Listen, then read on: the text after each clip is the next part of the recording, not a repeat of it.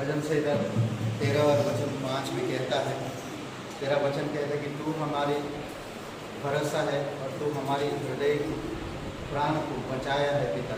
इसीलिए हम मग्न होकर तेरी आराधना करें, जीवित और पराक्रमी परमेश्वर धन्यवाद देते। राजाओं का राजा तू, प्रभुओं का प्रभु है, हमारा उद्धार करता है, तू हमारा भरोसा, तू हमारा जीवन और तू हमारा मार्गदर्शन।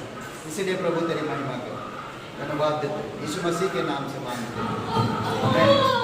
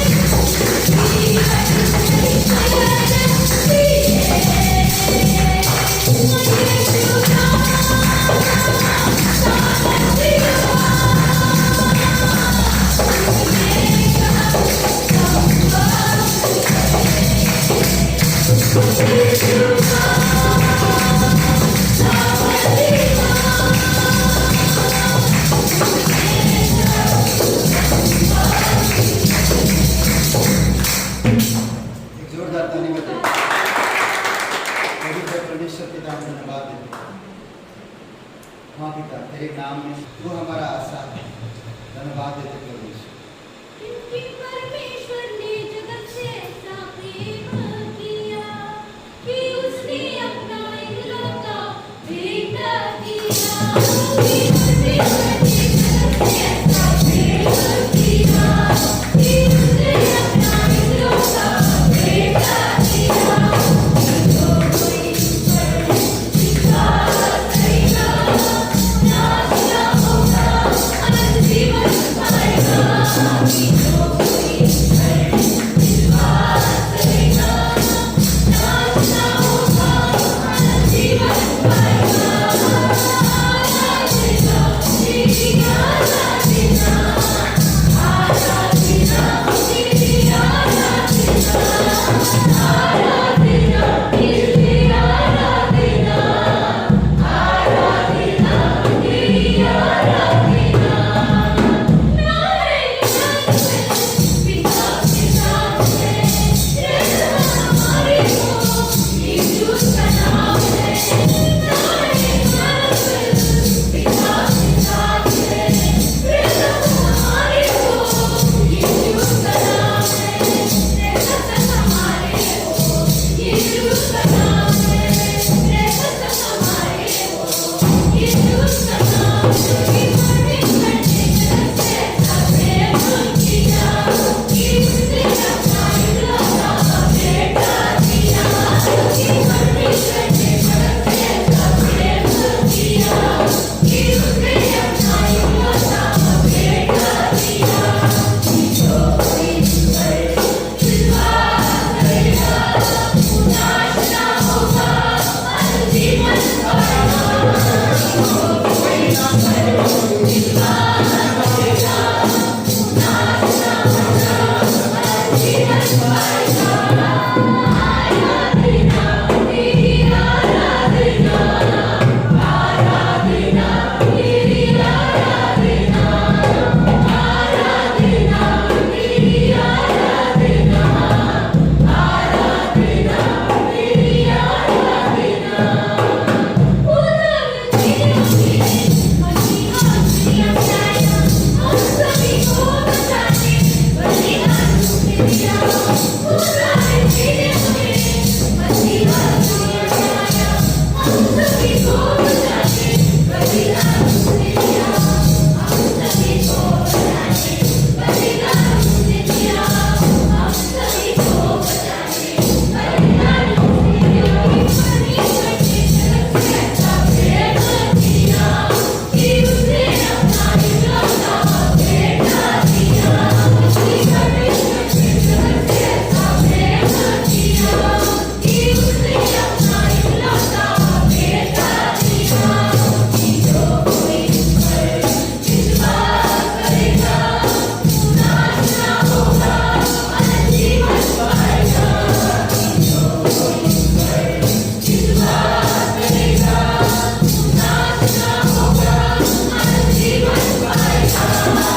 आराधना तेरी, आराधना, आराधना तेरी, आराधना, आराधना तेरी, आराधना, आराधना तेरी, आराधना। पिता परमेश्वर, परमेश्वर से हम धन्यवाद देते हैं। तू सच्चा और जीवित परमेश्वर है। धन्यवाद देते आपके प्रेम को। धन्यवाद देते प्रभु यीशु मसीह, तेरा नाम इम्मानुएल, जो तू हमारे साथ, तू हम लोगों से प्रेम किया, तू जगत से प्रेम किया पिता, और अपना इकलौता पुत्र को दे दिया। धन्यवाद करते कि आज वो हमारे लिए बलिदान हुआ। धन्यवाद देते हमारे पापों को क्षमा किया, हमें अपनाया, हमारी गंदगी को साफ किया और हमें नया जीवन दिया। ओ पिता, हम धन्यवाद करते हैं उस महान कार्य के लिए जो संपूर्ण कार्य और कोई भी नहीं पूरा कर सकता। धन्यवाद देते आज हम संपूर्ण कार्य पर भरोसा करते हैं। धन्यवाद देते आप तेरी सच्चाई के साथ हम चल रहे हैं। धन्यवाद देते तेरी वचन हमें दिन प्रतिदिन सिद्ध करता रहता है। धन्यवाद देते प्रभु यीशु, अभिषेक करो प्रत्येक भाई बहन के हृदय को प्रभु यीशु, स्पर्श करो पिता, स्वर्ग से बातें करो प्रभु, अनुग्रह के सिंहासन से, अनुग्रह के शब्दों के द्वारा हर एक हृदय आत्मा को भर दो प्रभु यीशु मसीह। धन्यवाद देते, तेरी स्तुति महिमा करते, प्रार्थना सर्वशक्तिमान हमारे उद्धार करता यीशु मसीह के नाम से मांगते हैं, आमीन। यहाँ पर लूका का 10:20 बोलते ना, कई बार चंगाई या हम कुछ चमत्कार करते हैं तभी हम बहुत आनंद होते हैं, खुशी होते हैं, या कुछ पार्टी या कुछ लॉटरी लग जाता है तो हम लोग बहुत खुशी मनाते हैं, या मेरा शादी हो जाता है तो बड़ा खुशी मनाते हैं। कई बार कई सारी चीज़ों में हम बहुत खुशियाँ मनाते हैं, बहुत अच्छा से, और बहुत खर्चा भी करते हैं उसमें, बहुत बहुत आनंद के साथ हम खुशियाँ मनाते हैं। बट हम इन सब चीज़ों से ज़्यादा इस चीज़ से खुशियाँ मनाना चाहिए जैसा इस वचन में कहता है ना, हमें परमेश्वर को सोचना चाहिए, परमेश्वर के बारे में सोचना चाहिए, और ये वचन के आधार पर हमें खुशियाँ मनाना चाहिए। आप प्रार्थना किए, किसी को चंगाई मिल गया, हम बड़ी खुश होते हैं ना, उससे भी बड़ा खुशी है ये वचन में, तो भी इससे आनंदित मत हो कि आत्मा तुम्हारे बस में है, यानी कि दुष्ट आत्माएं तुम्हारी बस में है, ठीक है, परंतु इससे आनंदित हो कि तुम्हारा नाम स्वर्ग में लिखा है। हालेलुया, हम सभी का नाम स्वर्ग में लिखा है, इसीलिए हम आनंद मनाना चाहिए। क्या होता है संसार में, या हमारी देखें बर्थडे पार्टी में, कई सारी चीजों में हम आनंद मनाते हैं, दूसरा दिन ठंडा हो जाता है। अभी 2 दिन आनंद मनाए बढ़िया, आज ठंडा है, देख रहे हैं। तो इसीलिए हमें रोज ये वचन को याद करना चाहिए और आनंद मनाना चाहिए, क्योंकि मेरा नाम जीवन के पुस्तक में लिखा है, स्वर्ग में लिखा है, मैं स्वर्ग की नागरिक हूँ, मैं इसीलिए आनंद मनाऊं। मैं अलग हूँ सबसे, मैं सबसे अलग हूँ, समझ रहे, मैं सबसे अलग हूँ, मैं स्वर्ग से उतरा हूँ, मैं स्वर्ग से आया हूँ, मैं इस धरती का नहीं हूँ, मैं सबसे अलग हूँ, इसीलिए आनंद मनाना चाहिए। आमीन। ओके, अभी भी चल रहा है, समझ रहे, अभी भी चल रहा है, कल पूरा लखनऊ में चल रहा था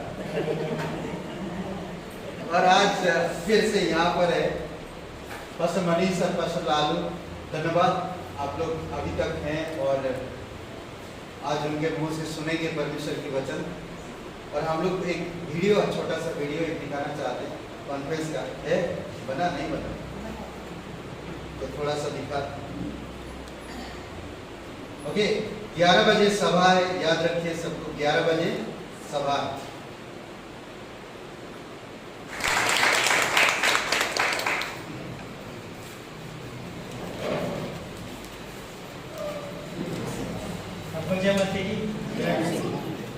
अद्भुत था जो कॉन्फ्रेंस जो हुआ, जो हमारे हृदय को प्रज्वलित करता है। और मैं कल हम लोग गए थे लखनऊ घूमने, भूल भुलैया गार्डन, तो महल था पता नहीं, मेरे को क्या लगा किसी गार्डन में लेके जाएगा घुमाने को, तो महल में ले गया। बोला ठीक है, महल के बाद कुछ गार्डन होगा। अब ऊपर चढ़ गया तो बाद में एक बोलते यही गार्डन है, यही अंदर। मैंने बोला ये कौन सा, तो गुफा जैसा है, तो घुस गए अंदर और मारा और हम घूम रहे उसी के अंदर। तो अपना दीपू भाई और प्रिंस बेस्ट हमारे गाइडेंस थे वहाँ पे, नहीं तो भूल भुलैया गार्डन अभी भी हम लोग घूमते थे उधर पे। तो काफ़ी अमेजिंग टाइम था। फिर हम लोग गए उधर नदी पे घूमने, और कल मॉल में गए, बहुत फेमस मॉल में उधर घूमे, और अमेजिंग टाइम था। जब से हम लोग आए हैं यहाँ पे, देख रहे हैं परमेश्वर के प्रेम को, उसके कार्य को, कि रियली कि हमारे जीवन को बहुत अद्भुत रीति बनाता है सब चीज़ें।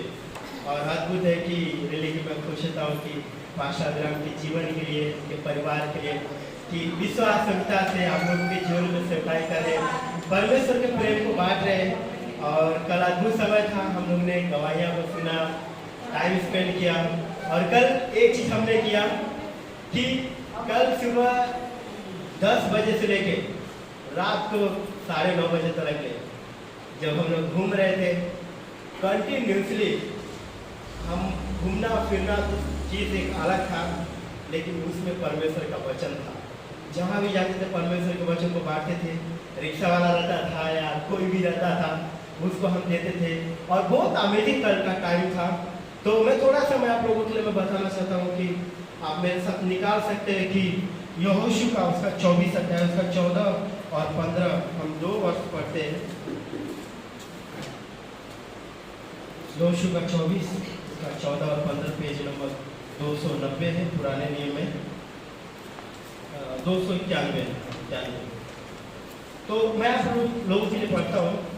इसलिए अब यहोवा का भय मानकर उसकी सेवा खराई और सच्चाई से करो, और जिन देवताओं की सेवा तुम्हारे पुरखाओं महानद के उस पार और मिस्र में करते थे, उन्हें दूर करके यहोवा की सेवा करो। और यदि यहोवा की सेवा करनी तुम्हें बुरी लगे तो आज चुन लो कि तुम किसकी सेवा करोगे, चाहे उन देवताओं की जिसकी सेवा तुम्हारे पुरखाओं महानद के उस पार करते थे, और चाहे मोरियों की देवताओं की सेवा जिसे तुम देश में करते हो। परंतु मैं तो अपने घराने समेत यहोवा के निमित्त ही सेवा करता रहूँगा। आइए प्रार्थना करें। पिता, हम धन्यवाद देते आज के दिन के लिए प्रभु, आपके वचनों के लिए प्रभु, आप बातें करना, सहायता करना परमेश्वर, बोलने के लिए प्रभु। हमने कुछ भी नहीं है प्रभु, तो धूल कर मिट्टी है पिता, जो आज है कल नहीं रहेंगे, पर परमेश्वर आपका वचन आज है और वो हर दम सर्वदा रहता है प्रभु। धन्यवाद देते इस मौका के लिए पिता जो आपने दिया, मांगते प्रभु यीशु मसीह नाम से, आमीन। तो ये बहुत अच्छी यहोशू की कहानी है, और यहोशू बोलते हैं कि इतना मजबूत अपने जीवन में वो हो पाया कि वो जो निर्णय ले रहा है कि पूरे इजराइल लोगों के सामने उनको आप बुलाता है, और इजराइल लोग अपनी दुनिया में जीते थे, वो दूसरे देवी देवताओं के पीछे भी चलते थे। लेकिन यहोशू के बारे में मैं बताना चाहता हूँ कि यहोशू कालेब दोनों बहुत अच्छे डिसाइपल थे मूसा के। और देखते हैं कि जब मूसा दुनिया से चला गया, पूरे इजराइल लोगों की अगुवाई करना बड़ा भारी पड़ रहा था। यहोशू का पहला अध्याय, यहोशू काफ़ी डरा हुआ है और वह उसको नहीं पता कि मुझे कैसी सेवकाई करना, मुझे कैसे मदद मिलेगी। परमेश्वर उसके पास आके बोलता है, उसको ढाढ़स देता है और कहता है कि परमेश्वर उसके पास आता है कि यहोशू तेरा मन कच्चा ना हो, जिस प्रकार से मैं मूसा के संग था उसी प्रकार से मैं तेरे संग भी रहूंगा। तेरा मन कच्चा ना हो, और तू क्या कर, सिर्फ मेरे वचन को अपने दिल में रख, इस पे तू मनन कर, और इसी के अनुसार तेरे हर काम सफल होंगे। इसको छोड़कर दुनिया में कहीं और तुझे बुद्धिमानी नहीं मिल सकती सिवाय परमेश्वर के करीब रहना, उसके लिए आनंद है। हमारा थीम था बजट, क्या बोलते कॉन्फ्रेंस का थीम था कि तेरे निकट ही क्या है, आनंदित है। तो रियली क्या अद्भुत है, परमेश्वर यहोशू से कहता है। और जब 24 अध्याय में जब इस वचन को हम देखते हैं कि यहोशू पूरे इस्राएल लोगों को बुलाता है, और पूरे इस्राएल लोगों को जब बुलाता है, उनको एक बहुत स्ट्रिक्टली उनको एक होता है कि उनके सामने बातें कहता है कि तुम चुन लो कि तुम किसकी सेवा करोगे। और वो कहता है कि तुम जो भी चुन लो, पर मैं यह चुनाव करता हूँ कि मेरा घराना यहोवा की ही आराधना करेगा। फर्क नहीं पड़ता क्या मेरे जीवन में चल रहा है, फर्क नहीं पड़ता कि परिस्थिति मेरे जीवन में क्या चल रही है, कितनी बड़ी लहरें मेरे जीवन में आ रही है, पर मैं यहोवा की आराधना करूंगा। आखिर क्यों परमेश्वर चाहता कि मैं अपने जीवन में उसके प्रति निर्णय लूँ? कई बार निर्णय जब हम अपने जीवन में परमेश्वर प्रति लेते हैं, एक चीज मैं बताना चाहता हूँ, निर्णय लेना बहुत आसान है, परंतु निर्णय लेके बने रहना काफी कठिन है। और परमेश्वर की योजना क्या है? जब हम उसके वचनों को सुनते हैं, अपने जीवन में उसको लागू करते हैं, परमेश्वर चाहता है कि हम इस वचन के अनुसार अपने जीवन को जिए जैसा वो चाहता है, क्योंकि परमेश्वर का वचन हमारे जीवन में क्या करता है, रिवाइवल को लेके आता है, जागृति को पैदा करता है। और मैं बताना चाहता हूँ कि रियली कि यहोशू लोगों के सामने वो निर्णय लेने के लिए वो कहता है कि तुम चुनाव कर लो कि तुम किसकी सेवा करोगे, लेकिन वो अपने जीवन में अपने परिवार को लेकर ये निर्णय लेता है कि मैं, मेरा घराना परमेश्वर की आराधना करेंगे। वैसे ही जब हमारे जीवन में परमेश्वर के लिए निर्णय लेने का जब समय आए, उसके कार्य करने के लिए जब समय आए, याद रखिए कि हमें हर परिस्थिति में परमेश्वर के लिए ही खड़ा होना है ना। कई बार बोलते हैं कि पहला शमूएल का जब हम किताब पढ़ते हैं, पहला दूसरा तीसरा, कुछ परिस्थिति अच्छा नहीं चल रहा है। एली जो बहुत अच्छा याजक है, उसका बच्चे लोगों का जीवन अच्छा नहीं है, लेकिन बोलते हैं कि उस बुराई की परिस्थिति में भी एक व्यक्ति शमूएल जो छोटा सा था, 14-15 साल का था, वो उस मंदिर में परमेश्वर की आवाज को सुन पाया। एली ने अच्छा जीवन जी रहा था, शायद वो उसके जीवन में क्या प्रॉब्लम था, पर एक चीज है कि सामुएल ने वह जीवन जी पाया जैसे परमेश्वर की इच्छा हो। वो कुछ बोलता है कि अच्छी परिस्थिति में नहीं था, तकलीफ की समस्या थी, लेकिन परमेश्वर अद्भुत रीति से उसके जीवन में बात करता है और परमेश्वर उसको अपनी ओर बुलाता है अपनी सेवा करने के लिए। तो मैं वही बताना चाहता हूँ कि जब हमारे जीवन में जब परमेश्वर की सेवा करने की जब बुलाहट आती है, चाहे छोटा काम हो चाहे बड़ा काम हो, हमें सदैव परमेश्वर के लिए निर्णय लेना है, क्योंकि हमारा निर्णय परमेश्वर के बोलते हैं कि बहुत बड़ा महत्व रखता है हमारा निर्णय। जब हम अपने जीवन में परमेश्वर की सेवा करने का निर्णय लेते हैं ना, याद रखिए कि स्वर्गदूत हमें देखते हैं। उसकी सेवा जब हम करते हैं, स्वर्गदूत सोचो ना कि वो स्वर्ग में है, एक पापी मनुष्य नीचे है, और जब स्वर्गदूत देखते हैं कि इंसान बार बार गलती करते हैं, लेकिन फिर भी परमेश्वर उन्हें उठा के खड़ा कर देता है। लेकिन शैतान भी एक जगह देखता है, अरे बोलता है इसको मैं इतना गिरा दिया, इसको मैं इतना तकलीफ देता हूँ, लेकिन फिर भी ये खड़ा हो जाता है परमेश्वर की सेवा करने के लिए। यह अद्भुत बात है। हमें बताना चाहता हूँ रूथ के जीवन के बारे में, जो निर्णय का सबसे बहुत अच्छा उदाहरण है रूथ की किताब। जब हम पढ़ते हैं, नाओमी ने अपनी दोनों बहुओं को परमेश्वर का वचन सिखाया था। ऐसा नहीं कि सिर्फ रूथ को ही सिखाया था, पर दोनों उसकी बहुएं थी और दोनों को परमेश्वर का वचन सिखाया था। लेकिन क्या हुआ, दोनों का पति दुनिया छोड़ के चले गए, अकाल आ गया, खाने पीने नहीं है, समस्या है, जीवन तकलीफ में। नाओमी आती है और बोलते कि बेटियों, मेरे पास अब कोई और बोलते ना उम्मीद नहीं है, अब तुम क्या करो, अपने अपने गांव चले जाओ, अपने अपने शहर चले जाओ और जैसा तुम्हें चाहिए वैसा कर सकते हो। और क्या उसकी बड़ी बहू ओरपा बहुत खुश हो गई, अरे मुझे तो निर्णय लेने का बहुत अच्छा मौका मिल गया। और ओरपा बहुत आसानी से बोला ना कि जो उसने परमेश्वर के वचन को सुना था, जब निर्णय लेने का समय आया ना, तो उसने परमेश्वर को छोड़कर उसने संसार को छोड़ा। कई बार हम चर्च में वचन सुनते हैं, वचन प्रभावकारी होता है, लेकिन वचन सुनने के बाद जब एक समय आता है वचन लागू करने का, तब परमेश्वर हमारे जीवन में रखता है कि तुमने कितना सुना उसके वचन को। और ओरपा ने बड़े आसानी से अपने सास को किस किया, चुमा और टाटा बाय करके चली गई। लेकिन रूथ वो खड़ी की खड़ी रह गई। और रूथ क्या बोलती है, नहीं, मैं तुझे छोड़ के नहीं जाऊंगी, क्योंकि जो मैंने सुना है परमेश्वर के बारे में, जो मैंने उसके प्रेम के बारे में सुना है, वो परमेश्वर विश्वास हो गए हैं और मैं छोड़ के नहीं जा सकती। जहाँ तू मरेगी वहाँ मैं भी मरूंगी, जहाँ तुझे दफनाया जाएगा वहाँ मुझे भी दफनाया जाएगा। मृत्यु को छोड़कर मुझे तुझसे कुछ और अलग नहीं तो यहोवा जैसा चाहे वैसा करे। और रूथ अपने जीवन में परमेश्वर के लिए निर्णय लेती है और वो चलने लगती है। सोचिए, कुछ उम्मीद नहीं दिख रहा है, रूथ के जीवन में कुछ उम्मीद नहीं है, कुछ आगे दिखाई नहीं दे रहा मैं क्या करूँ क्या नहीं कर रही हूँ। लेकिन उसको पता था कि जो मैं निर्णय परमेश्वर के लिए ले रही हूँ ये खाली नहीं जाने वाला। परमेश्वर मेरे निर्णय का आदर करता है। जब मैं उसके पीछे चलता हूँ, जब मैं उसके लिए योजना बनाता हूँ, चाहे छोटा से छोटा काम भी अगर मैं परमेश्वर के करता हूँ, परमेश्वर देख के खुश होता है कि ये मेरे लिए निर्णय ले रहा है। और रूथ निकल गई वापस यरूशलेम आने के लिए, और जब आ रहे थे सब लोग देख के हंस रहे थे, अरे ये लोग बड़े आसानी से चले गए। लेकिन देखते हैं कि घर में कुछ नहीं है खाने के लिए। वो गई खेत में अनाज बटोरने के लिए, एक दिन अनाज बटोरे, 2 दिन अनाज बटोर लिए। लेकिन वहाँ पे किससे मुलाकात हुआ था? वही से ना, कितना अद्भुत है। तू अपना काम कर रही थी, कोई नहीं देख रहा था, लेकिन उसकी नजरें उसके ऊपर थी। और वो क्या करता था, जब तुम अपने धान या गेहूं को जब तुम काटना तो पूरा मत उठाना, क्योंकि इसके लिए छोड़ देना, क्योंकि ये बहुतायत से घर पे अपने लेके जाए। मैं कई बार सोचता हूँ, जब मैं परमेश्वर के लिए निर्णय लेता हूँ उसके जीवन में उसके कार्य को करने की सेवा करने के लिए, परमेश्वर की नजरें हम पे लगी हुई है। और जब मैं परमेश्वर के लिए एक कदम आगे बढ़ाता हूँ, मत्ती 6:33 में लिखा है कि पहले तुम उसकी राज की खोज करो, संसार की चीजों के पीछे मत भागो। और जब हम संसार के पीछे भागने लगते हैं, जब संसार के लोगों की ओर देखने लगते हैं, कई बार हम निराश हो जाते हैं, कई बार हम परमेश्वर के वचन को ध्यान नहीं दे पाते।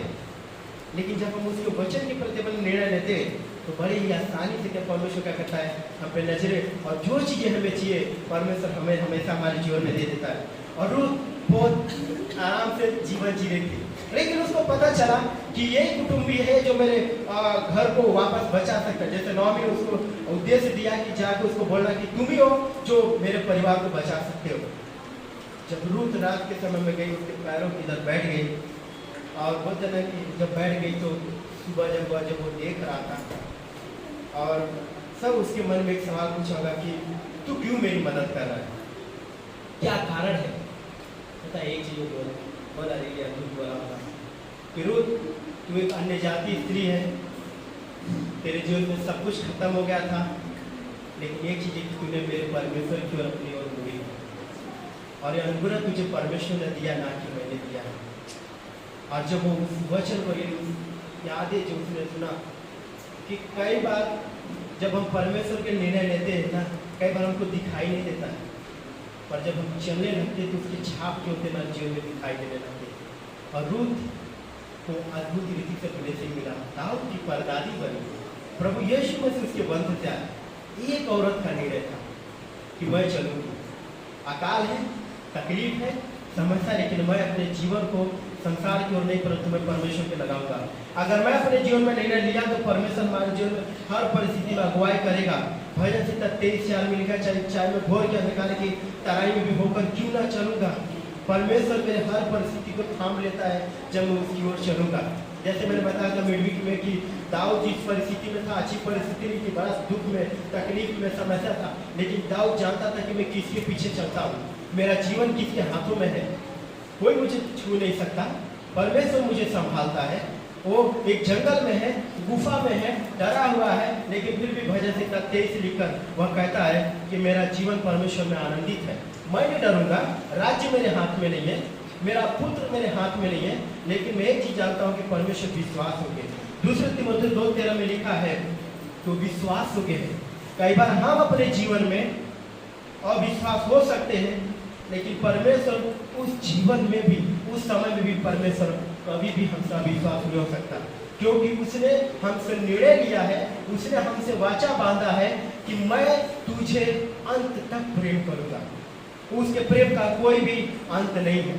और लास्ट में बताना चाहता हूँ, दानियेल की किताब में शद्रक में से अवैध लोगों का सोचा कि तो राजा बोलता है ट्रम्प बजा दो, और जो नहीं झुकेगा उसको मैं आग में डाल दूंगा।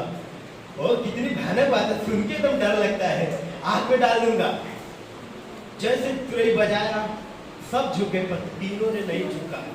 और राजा ने क्या बोला, मैं तुझे स्पेशल चांस देता हूँ, स्पेशल चांस, मैं तुझे लिए और अच्छा बाजा बजाता हूँ, बजा और झुक जा मेरे सामने, मेरी मूर्ति के सामने झुक जा। लेकिन वो एक चीज बोलता है कि राजा, अगर मैं मर भी गया ना, और चाहे परमेश्वर अगर मुझे नहीं भी बचाया ना, फिर भी मैं अपने परमेश्वर की आराधना करूँगा, चाहे भले तो मुझे आग में डाल दो। राजा एकदम से जला गया, अरे डाल दो इसको, एक गुना मत ढकने दो, 10 गुना इसको कर दो, इसका तो निर्णय बहुत खतरनाक है। और उसका निर्णय उसको हजम नहीं हो रहा था। लेकिन एक चीज याद रखना हमें कि उनका निर्णय है, परमेश्वर को स्वर्ग से सिंहासन से उतार कर आग में लेके आ गया।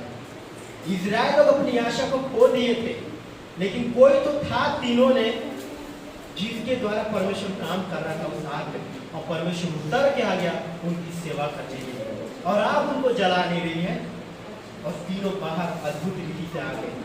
समटाइम हमारे जेल में परिस्थिति आ जाती है, पता नहीं क्या हो रहा है लाइफ में, कभी समस्या आ सकती है, लेकिन याद रखिए प्रभु यीशु मसीह मेरे जीवन नाव में मेरे साथ है, वो मेरे बाहर नहीं है।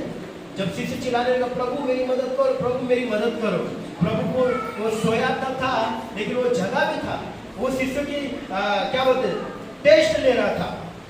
और क्या हुआ, बहुत आसानी से शिष्य लोग डर गए, लेकिन प्रभु यीशु मसीह ने कहा कि मैं तुम्हारे साथ हूँ।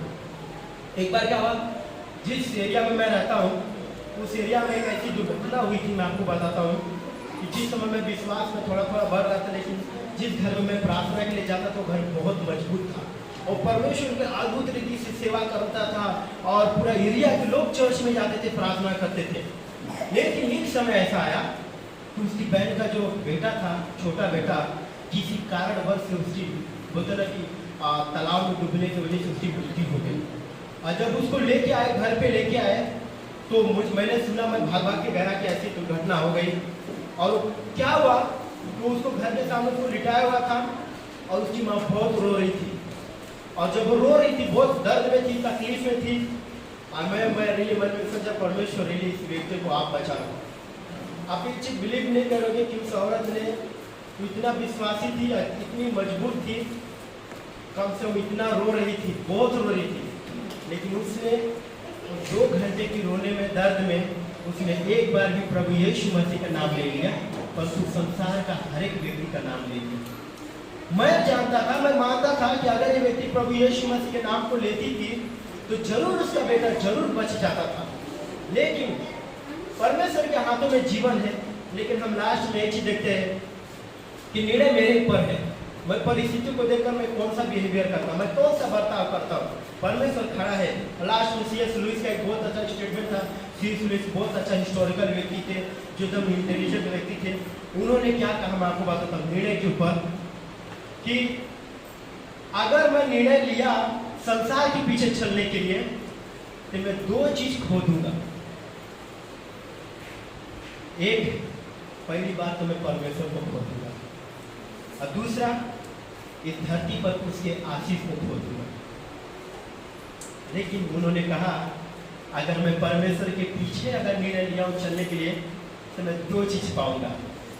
एक, स्वर्ग में मेरा नाम जाएगा, जैसे आपने बहुत अच्छा था, स्वर्ग में मेरा नाम जाएगा, परमेश्वर मुझे स्वीकार करेगा, और दूसरा, जितना दिन तक मैं धरती पर रहूंगा ना, वो मेरे संग रहेगा, और जिस दिन दुनिया छोड़ूंगा मैं उसके संग हो जाऊंगा ना।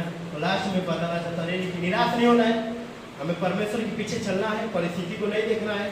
दर्द मुसीबत कहीं ना कहीं दर्द, याद रखिए परिस्थिति इसलिए नहीं मेरे जीवन में आती कि मुझे परमेश्वर से दूर लेके जाए, पर परमेश्वर परिस्थिति को इसलिए लेके आता है ताकि मैं उसके और करीब आऊं और उसके लिए हर दिन निर्णय का कारण बनूं। आमीन।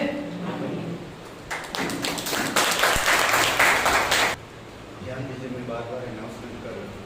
अभी निर्णय लिए वो 11 बजे सभा शुरू हो, 10 बजे आप आए या ना आए सब रुकेगा नहीं, आपके ऊपर है, आप क्या निर्णय लेंगे। वचन जैसा सुना, ब्लेसिंग चाहिए नहीं चाहिए तो आपके ऊपर।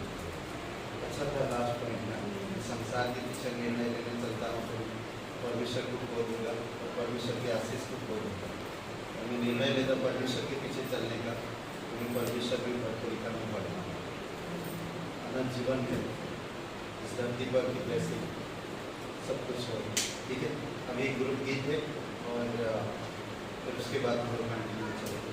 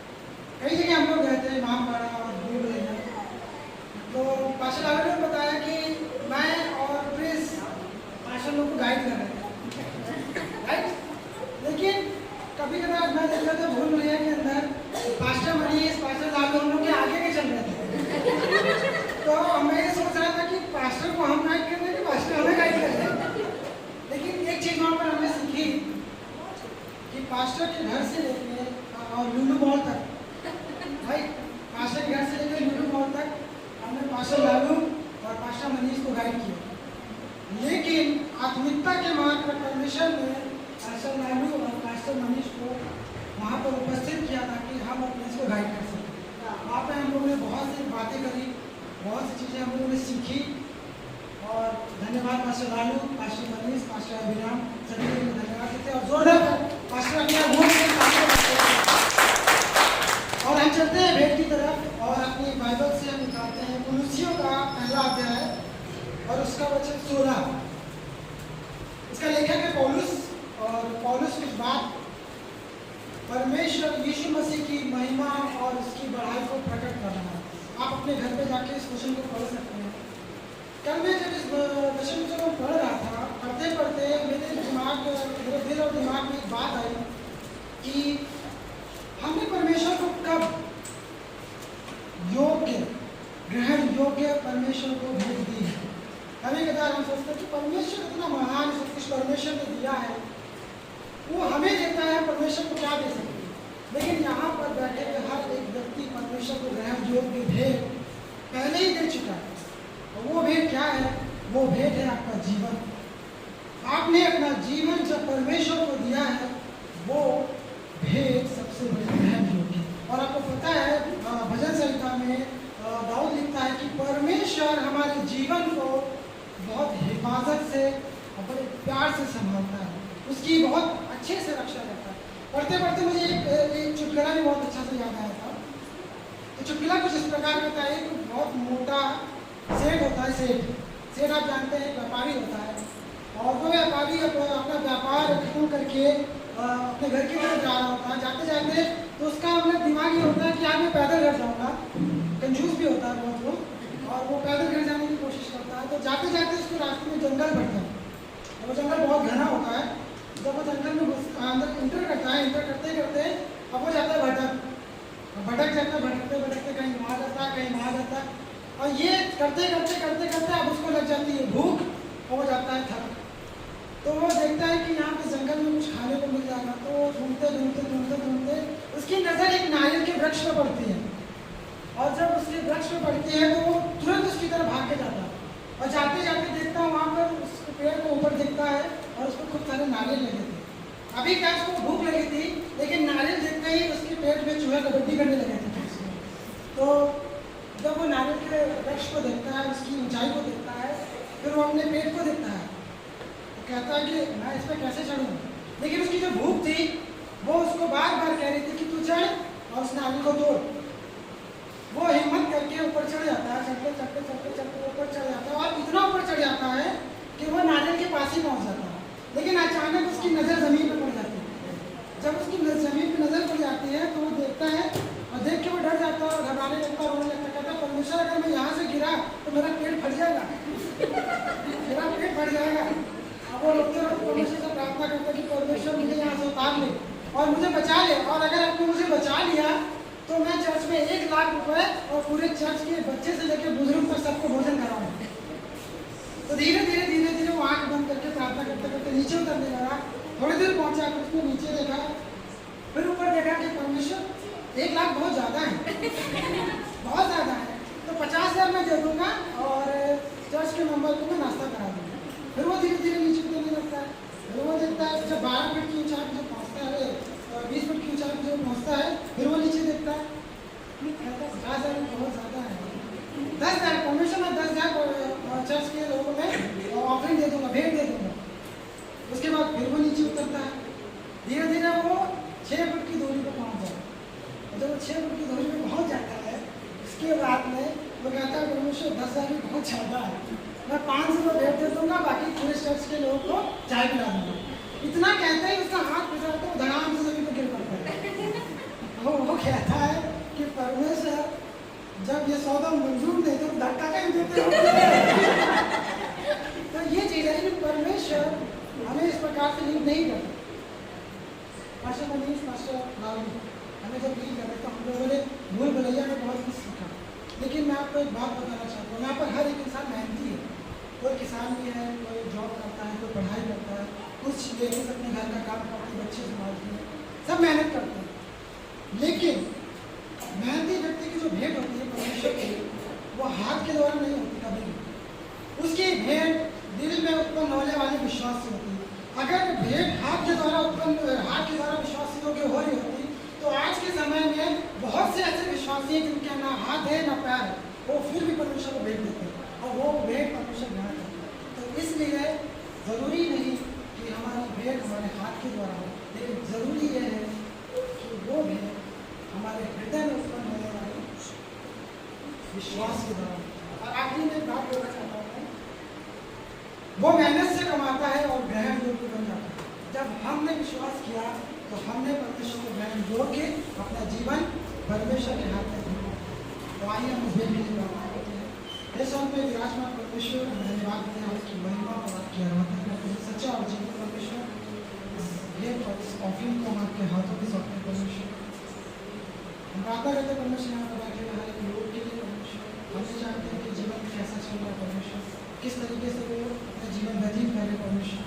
लेकिन परमेश्वर हम प्रार्थना करते हैं आप सभी लोगों को एक विश्वास योग्य दास बनाना परमेश्वर, विश्वास योग्य सेवक बनाना, जो छोटी छोटी विश्वास बातों में विश्वास योग्य रह सके परमेश्वर।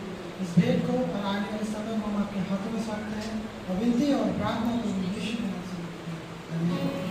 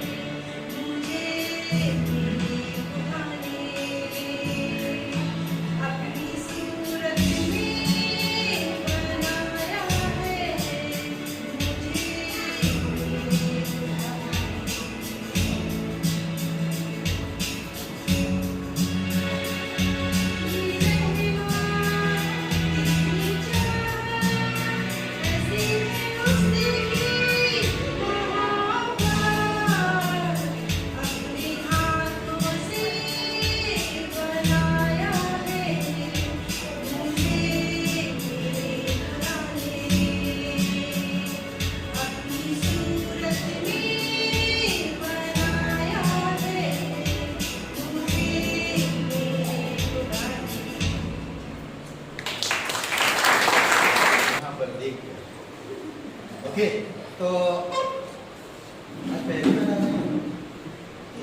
हम आगे पर्चा वगैरह दे दो, नाम एड्रेस उसमें लिख कर दे दीजिएगा, ठीक है।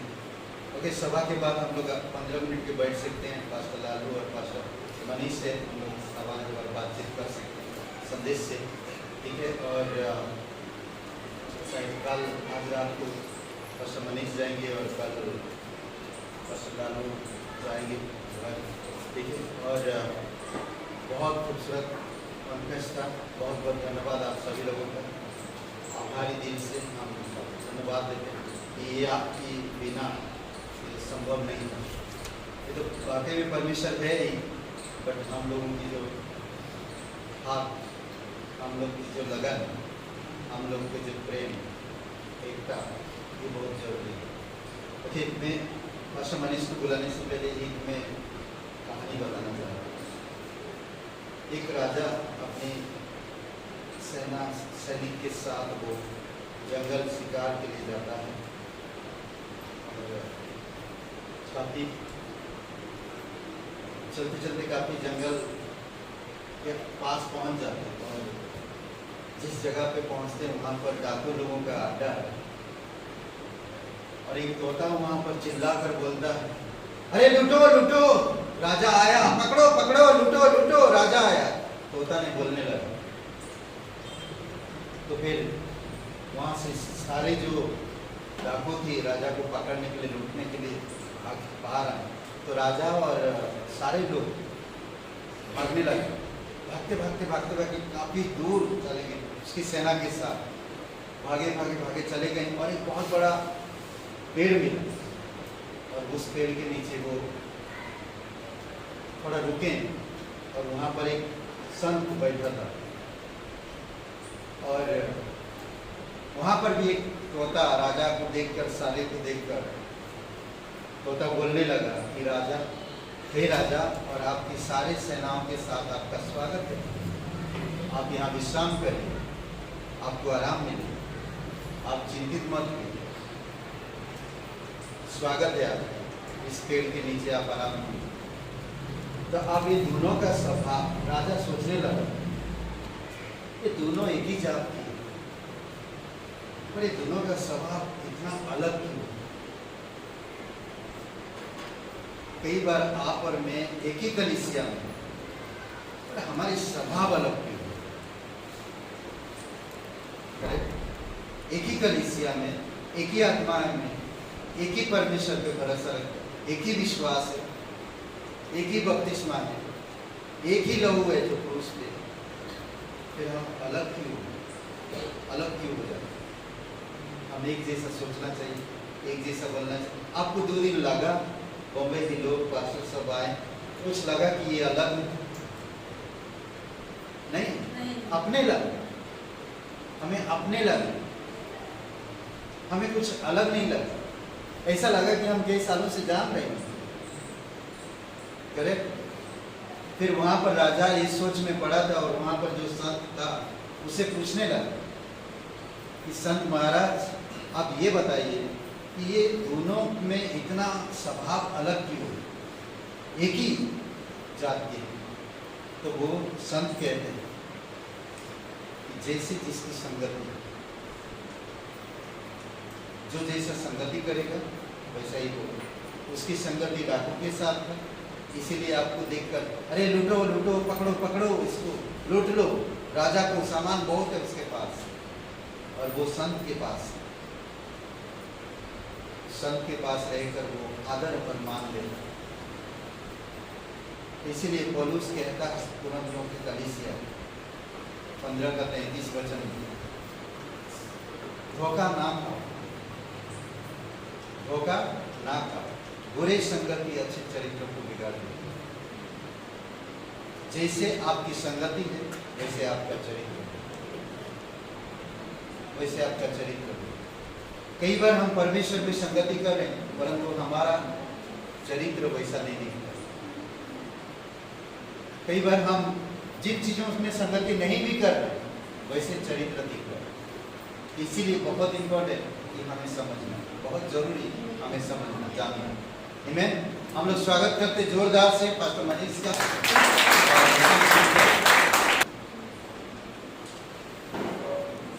थैंक यू पास्टर इसलिए बात समय के लिए, इस मौके के लिए। सबको जय मसीह की हालेलुया। दिल्ली सच में आज महाराज चौथा दिन है, बट हमने बहुत सुना था कलीसिया के बारे में, पास्टर विराम के बारे में, लोगों के बारे में सच में, लेकिन हम लोग सिर्फ सुनते थे, कॉन्फ्रेंस में मिलते थे, लेकिन जब मैं यहाँ पर आया, जैसे उसी बार आनी थी, सिर्फ उसने सुना था, लेकिन जब आया तो उससे कहीं अधिक देखा। और हम जब यहाँ पर आए तो सच में हमने जो सोचा था ना, हम उससे कहीं अधिक हम यहाँ पर देख रहे हैं। और इस परिवार जो सच में उन्होंने बोला कि ऐसा लगा ही नहीं, रियली सच बोलूँ कि ऐसा लगा ही नहीं कि हम कहीं दूर हैं। किस तरह से आप लोग का, जिस तरह से आप लोग का हार्ट है, आप लोग प्रभु के प्रति समर्पण हो, प्रभु के लोगों के प्रति समर्पण हो, प्रभु के प्रति, तो अद्भुत है। और मैं बहुत कुछ सीख के जा रहा हूँ। हम लोग उस दिन, हम और लालू कल रात में हम लोग वही बात करते, परमेश्वर ने हमें बहुत कुछ सिखा के जा रहा है।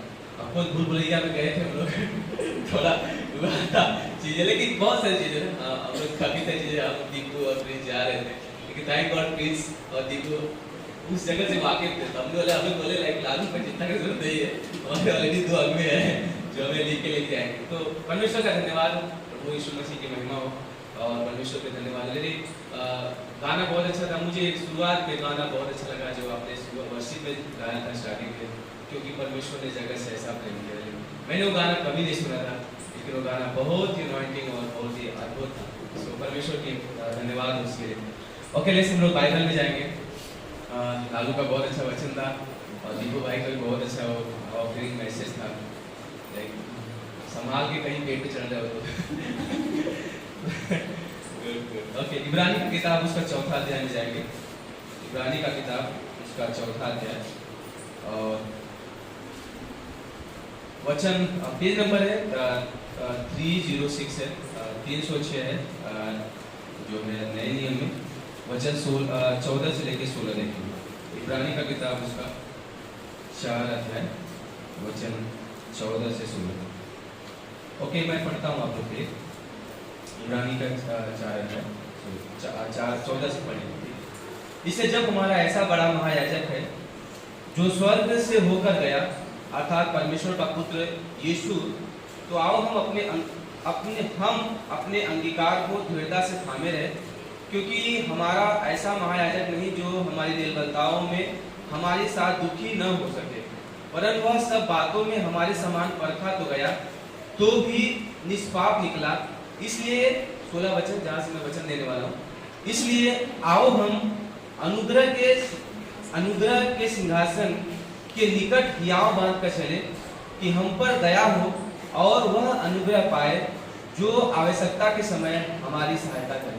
तो हम लोग ये वचन साथ में पढ़ सकते हैं। हाँ, ओके ओके, सुनिए तो पढ़ते हैं। इसलिए आओ हम अनुग्रह के सिंहासन निकट हियाव बांध कर चले, कि हम पर दया हो और वह अनुग्रह पाए जो आवश्यकता के समय हमारी सहायता करे। इस प्रार्थना करते हैं। परमेश्वर आपका धन्यवाद करते हैं। बहुत सारी चीज़ें हैं हमारे लाइफ में, बहुत सारी बातें हैं, बहुत सारे उतार चढ़ाव हैं, बहुत सारी तकलीफें, उन सब के बीच में आपका अनुग्रह काफी होगा।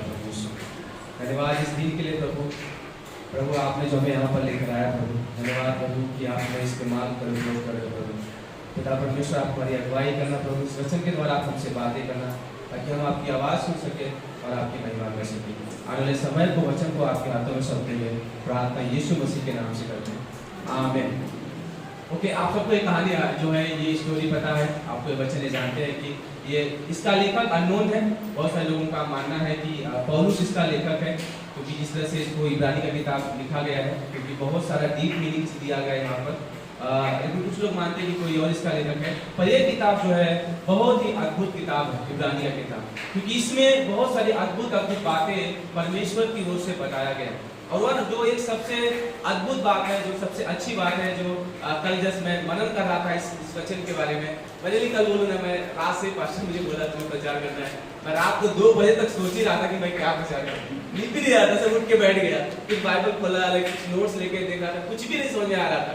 अब फाइनली मैं जैसे जैसे करके वाला तो अब सोना है, सोया मैं, वही टेंशन माइंड में चल रहा था कि मैं क्या प्रचार करूंगा, क्या प्रचार करूंगा। लेकिन प्रेस गॉड से सुबह उठा और एक परमेश्वर ने बोला मैं लाल मुझे मैसेज मिल गया, कभी बोला जस्ट मिल रहा है।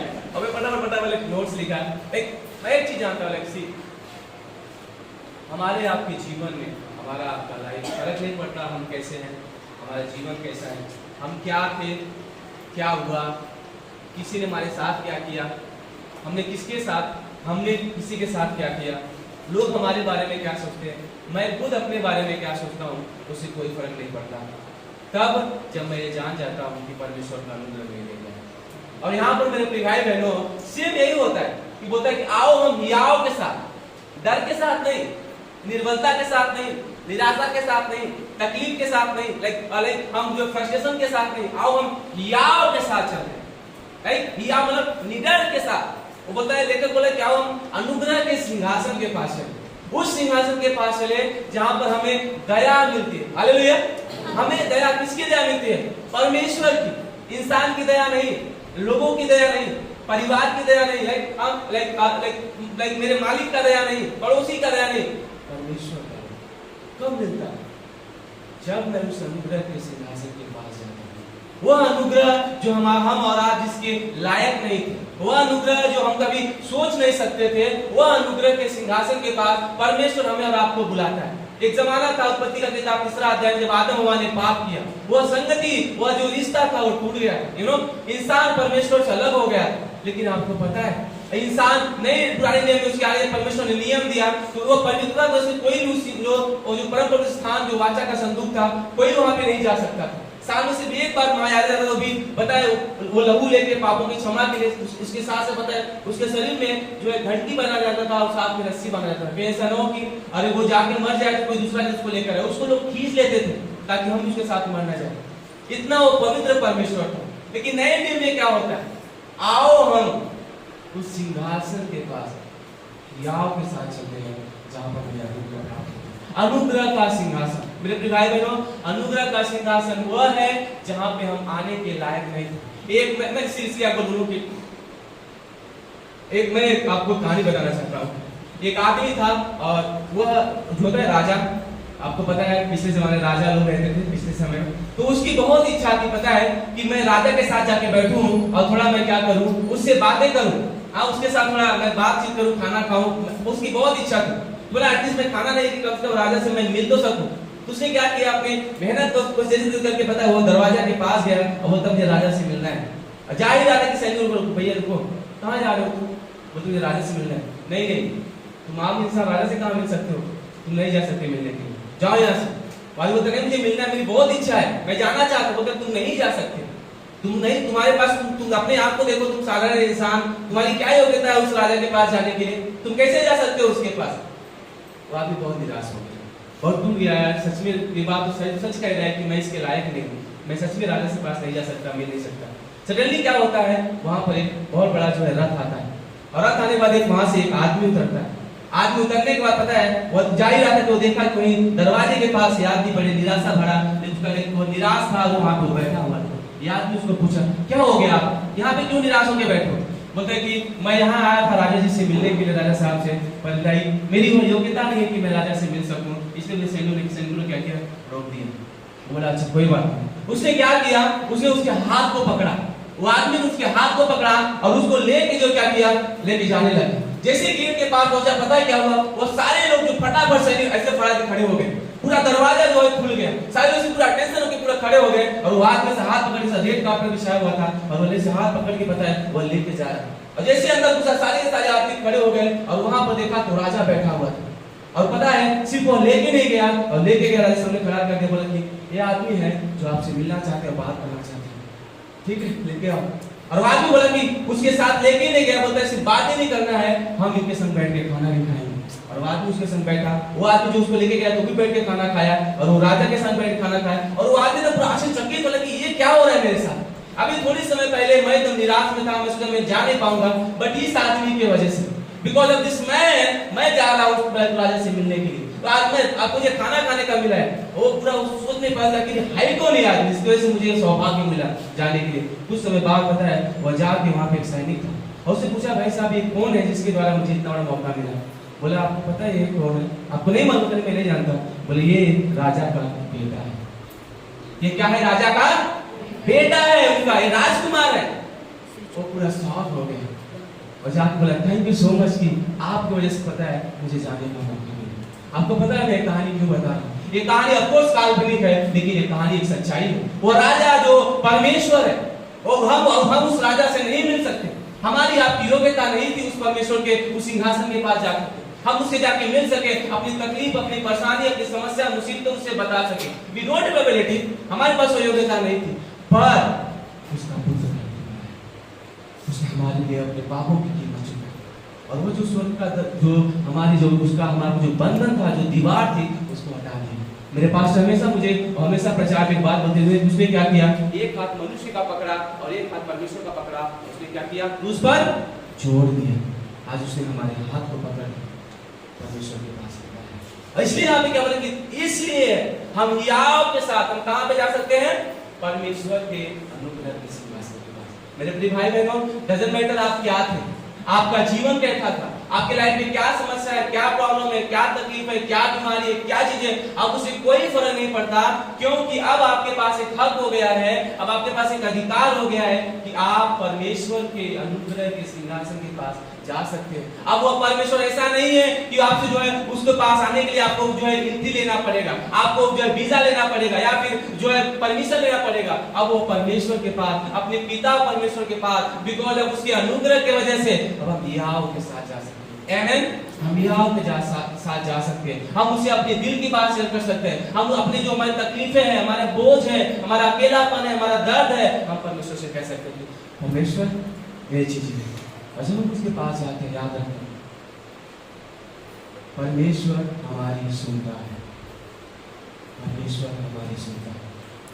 क्योंकि परमेश्वर हमारी सुनता है, इसलिए उसने अनुग्रह के सिंहासन को रखा है। और क्योंकि उसने अनुग्रह के सिंहासन को रखा है, इसलिए हमसे बातचीत करना चाहता है। क्योंकि वो हमसे बात भी करना चाहता है, इसलिए अनंत काल उसने निर्णय लिया कि मैं अनुग्रह का सिंहासन बनाऊंगा, क्योंकि मैं अपने बनाए हुए सृष्टि को अपने पास रखना चाहता हूँ। और कुछ उनके पास योग्यता नहीं, लेकिन ये मेरा अनुग्रह है। मेरे प्रिय भाई बहनों, अपने जीवन में कई बार हम निराश हो जाते हैं, अपने जीवन में कई बार हम टूट जाते हैं और हमें लगता है कि मैं क्या कर सकता हूँ प्रभु, मैं तो साधारण सा कंपनी में काम करने वाला आदमी, मैं तो सिर्फ पढ़ाई करने वाला हूँ, मैं तो सिर्फ घर में हाउस वाइफ हूँ, काम करने वाले बच्चों को संभालना, घर को संभालना, मैं भला औरत हूँ, लड़की, मैं भला क्या कर सकता हूँ, मेरे पास भला क्या योग्यता है। एक बार हम ये चीज़ें सोचते हैं।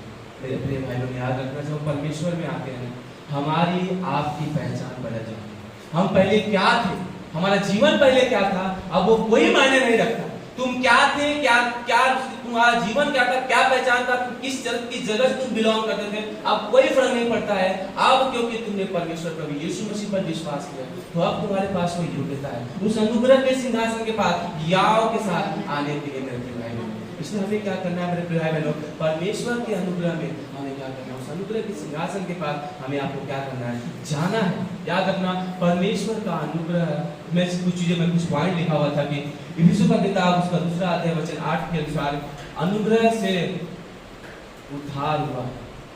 राइट, इफिसियों की किताब का 2 अध्याय, अनुग्रह से क्या हुआ, हमारा उद्धार हुआ। इब्रानी की किताब 4 अध्याय 16 वचन होता है कि अनुग्रह में अब हम चल रहे हैं। ठीक है, अनुग्रह में क्या कर रहे हैं, अब चल रहे हैं। और पहला कुरिन्थियों की किताब 15 अध्याय वचन 10 में लिखा है हम अनुग्रह से ही हैं, अनुग्रह से हमारा उद्धार हुआ। मैं सदाई की किताब 2 अध्याय वचन 8 के अनुसार, इब्रानी 4:16 के अनुसार अनुग्रह में हम चल रहे हैं। और पहला कुरिन्थियों 15:10 के अनुसार हम अनुग्रह लाइक हम क्या है, who I am what I am by the grace of, मैं जो कुछ भी हूँ परमेश्वर के अनुग्रह, परमेश्वर के अनुग्रह की वजह से हूँ। और सिर्फ इतना ही नहीं, दूसरा कुरिन्थियों की किताब 12 अध्याय वचन 9 में लिखा है हम उस वह अनुग्रह हमारे लिए काफी है। अनुग्रह से मेरा उद्धार हुआ, अनुग्रह में मैं चल रहा हूँ, अनुग्रह की वजह से मैं हूँ, और वह अनुग्रह मेरे लिए काफी है। जो अनुग्रह मुझे दिया गया वो मेरे क्या, इज इनफ फॉर मी, वो हमारे लिए काफी है। इसलिए मेरे भाई बहनों, अपनी जिंदगी में कभी भी परमेश्वर के अनुग्रह को स्वीकार करना बंद मत करना अपने जीवन में, क्योंकि सुनो ध्यान से, परमेश्वर का, सुनो इस थॉट को, मुझे दिल को छुआ कुछ चीजें।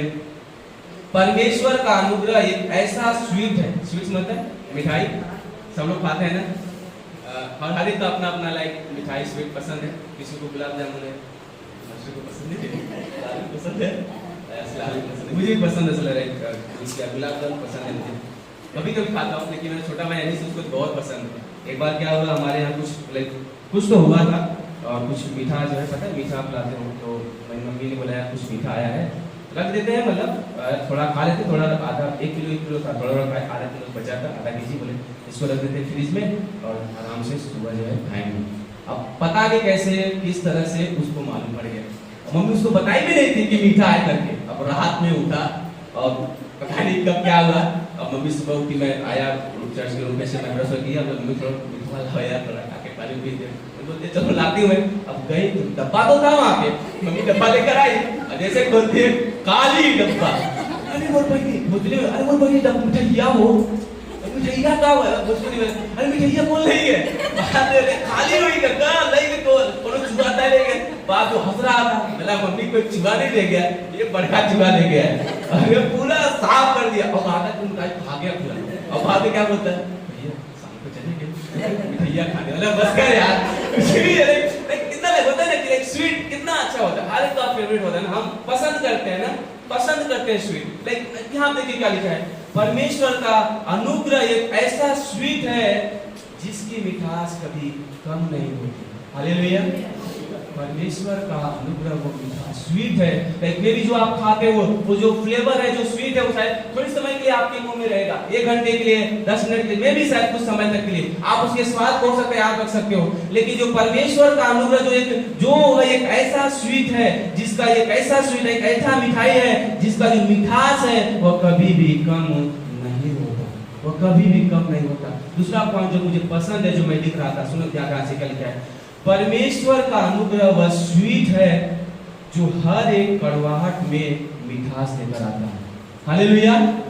परमेश्वर का अनुग्रह वह स्वीट है जो हर एक क्या होता है, हर एक कड़वाहट भरे जीवन में क्या करता है, वह मिठास लेकर आता है। मेरे प्रिय भाई बहनों, डजंट मैटर लोग मेरे साथ क्या किए हैं, उन लोग मेरे साथ क्या हुआ, लेकिन परमेश्वर का हमने स्वीकार किया है। हमारी जिम्मेदारी होती है कि हमें भी क्या करना है, दूसरों को भी वो अनुग्रह देना है। जैसे परमेश्वर ने बोला कि आप लेट्स कम बोल्डली, आओ अधिकार के साथ चलते हैं उस अनुग्रह के सिंहासन के पास। मेरे प्रिय भाई बहनों, और यह अनुग्रह है जो हमारे जीवन में मिठास लेकर आता है, यह अनुग्रह है जो हमारे जीवन में कड़वाहट को भी क्या करता है, और जो कड़वाहट रहता है उसको क्या करता है, मिठास में क्या करता है, बदल देता है।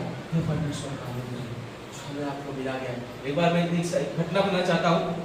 एक विश्वासी था, लेकिन मेरी शादी को जैसे प्रिंस के जैसे, लाइक, और वो पता है वो बहुत अच्छा विश्वासी था, और वो क्या हुआ कि वह जो है 3रे महले पे रहता था, और एक बहुत ही प्रेम से अच्छे से बात, शायद आपने कहानी सुना होगा, बहुत अच्छे से बात करता था लोगों से, लोगों को अनुग्रह देता था, प्रेम करता था। तो उसके यहाँ से पता है एक बहुत ही खड़ूस आदमी होता है, था खड़ूस होता है, मुंबई में झाड़िया बोलते हैं, थोड़ा इधर आदमी होता है झाड़िया बोलते हैं उसको। तो वो बहुत ही थोड़ा अकड़ू टाइप आदमी था, किसी से सुनता नहीं था। उसको बोलता था यार बहुत नम्र आदमी है, कलीसिया में जाता है, लाइक सुना उसके बारे में, बोलते कुछ भी करो बहुत अच्छे से व्यवहार करता है लोगों के साथ। बोलता अच्छा ठीक है, मैं इसका देखूंगा कितना बड़ा ये अच्छा आदमी है। उसने क्या किया, पान लिया ना, पान बड़ा खाया, पता है बनारस का पान होता है वो पान लगवाया, मस्त खाया, खा के सीधा गया, और जाके उसके दरवाजे के पास पहुंचा, सीधे मारा और फिर थूक दिया। और थूकने के बाद वहां से क्या हुआ, चला गया। ये आदमी देखा, सुबह उठा कर अपने काम के जा रहा था, देखा तो दरवाजे के पास थूका हुआ था। उसने पूछा भैया किसने थूका है? बोलता है वो झाड़िया है ना, वो मोटा जो आदमी थोड़ा वो है अलग टाइप का, उसने थूका है। तो ठीक है, उसने कुछ नहीं बोला। उसने क्या किया, घर में गया, बकेट लिया, उसमें पानी लिया और ला के आके उसने क्या किया, उसको साफ किया, और साफ करके अपना बकेट और जो है कपड़ा घर में रख के वो जॉब के लिए निकल गया। किसने देखा कि इसने तो कोई रिस्पॉन्स नहीं दिया। अगले दिन क्या हुआ, ये आदमी फिर से गया दुकान पे, पान पट्टी दुकान पे, फिर से वहां से पान खाया और आके फिर से आके उसके दुकान पे लीजिए दरवाजे पे फिर से क्या किया, उसने थूक दिया। थूकने के बाद चला गया। अभी आदमी फिर तैयार हुआ, अगले दिन तैयार होकर दिखा, जाके देखा फिर से वहां पे थूका हुआ है। फिर इसने कुछ नहीं बोला, उसने क्या किया, पानी लिया, कपड़ा लिया, फिर से उसको जो थूका था उसको साफ किया, फिर कपड़ा पानी करके अंदर रखा और फिर से वो जॉब में निकल गया। तीसरे दिन फिर वही हुआ, वो आया फिर से थूक दिया और थूक के फिर से चला गया। इस आदमी ने लगा ठीक है, थूक रहा है। उसने क्या किया, उसके अगले दिन उसने बकेट में पानी लेके और कपड़ा लेके से खड़ा हो गया। तो आदमी आया, भाई वो तो पकड़ू था ही, उसके सामने जाके थूक दिया। जैसे उसने थूका उसके सामने, उसने उसको कुछ भी नहीं बोला। उसने क्या किया, उसके सामने ही वो पानी लिया, कपड़ा से भिगोया पानी को, उसको क्या किया, साफ किया और साफ करके उसके सामने से चला गया। वो हर दिन होने लगा। एक हफ्ता हो गया, वो आगे से खड़ा जो होता था उसका, वो आता था, थूकता था, ये पानी कवर में पानी लेके कपड़ा लेके साफ करता था, फिर जाता था, फिर वो आता था, वो थूकता था, फिर ये साफ करता था, फिर अपने जॉब पे जाता था। मतलब धीरे धीरे 1 महीना हो गया, 2 महीना हो गया, 3 महीना हो गया। ये जो आदमी थूक रहा था ना, थूकते थूकते हैरान हो गया। मतलब यार एक दिन आप बोलते हद हो गई यार, मतलब कितना दिन से मैं तेरे दरवाजे पे थूक रहा हूँ, 3-4 महीना हो गया। तू पहले तो चलो ठीक था, कुछ दिन तक तू खाली आके थकता था, अभी तो मेरा इंतजार करता है, अभी तो मेरा वेट करता है कि आएगा, रुकेगा, मैं धोऊंगा। क्या है तेरे अंदर, किसे तेरे अंदर कैसा बदलाव है?